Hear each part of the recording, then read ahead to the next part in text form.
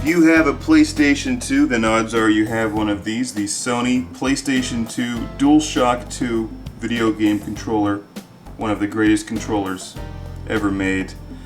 Let's take a look at this thing because that's what we do here on Classic Game Room. Unlike the PlayStation 3 controller, the PlayStation 2 controller requires a wire and a plug. This plug's been fairly standard since the PlayStation 1 days. I've always liked it. I thought it was very easy to use, very easy to plug into the console. It says Sony, just in case you forgot who made it. So we'll take this and plug it in here.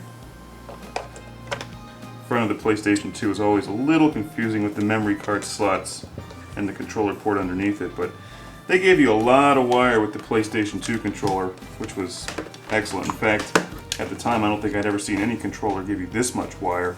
I mean, I grew up with the Atari 2600 where they gave you, I don't know, like that much. So you had to sit right next to the Atari, but with this thing you could sit halfway across the room. You could get extension cables for the wire. It's all very well designed, and as many of us know, it's easy to play for hours and hours on end. Take a look here at where this plugs into the front of the original PlayStation 2, right below the memory card slot. It's very simple, easy to use, and unlike the Dreamcast, you can only use two controllers at once, unless you buy the multi-tap, which then allows you to use four. Now this controller is referred to as the DualShock 2 controller, inferring that there was a DualShock 1, which I had for the PlayStation 1. And when that came out, it was pretty revolutionary because the original PlayStation 1 controller just had a digital pad and the buttons here, and it was a pretty good controller. But with the DualShock, they brought out these things, and it rumbled.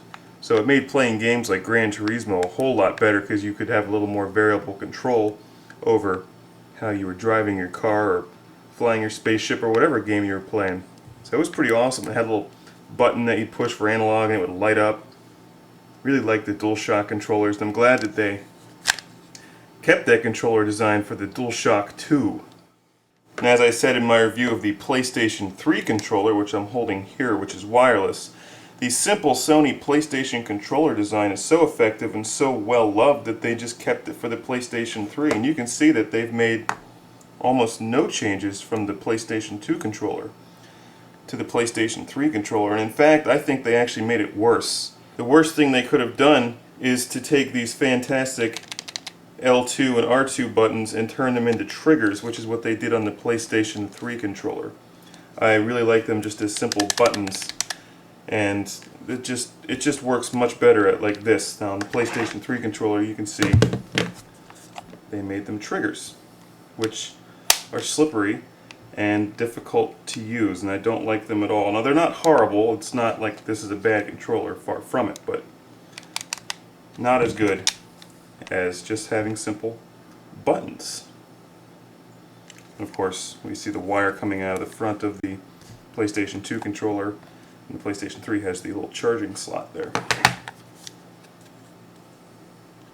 Also, it says PlayStation there. PlayStation 3, you just get the little button there that you push to turn on the unit. They've also made a slight design change. This is the PlayStation 2 controller, and then the PlayStation 3 controller. You can see they've removed those little design cues or ridges or whatever you want to call those things. And as always, in traditional Sony PlayStation controller fashion, it's just very streamlined, very easy to use, very solid and well built. This is an excellent controller. I have about 3 of them that I've collected throughout the years. And I need to pick up my original DualShock controller again, the gray one. This came in gray just like the original PlayStation 1 controller, and compare that one. But it's, as far as I remember, it's identical except for the fact that this one's black and the original DualShock 1 was gray. It's an awesome controller. She looks pretty excited right now as she's watching out the window for the mailman. What the Game Room dog here has done is order a PlayStation 2 controller for herself off of eBay, because she knows what a great controller it is, and I won't let her play with mine because she drools all over it. You know what I've just noticed about her head?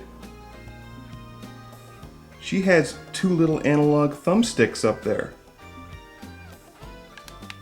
Let's see if it works the same.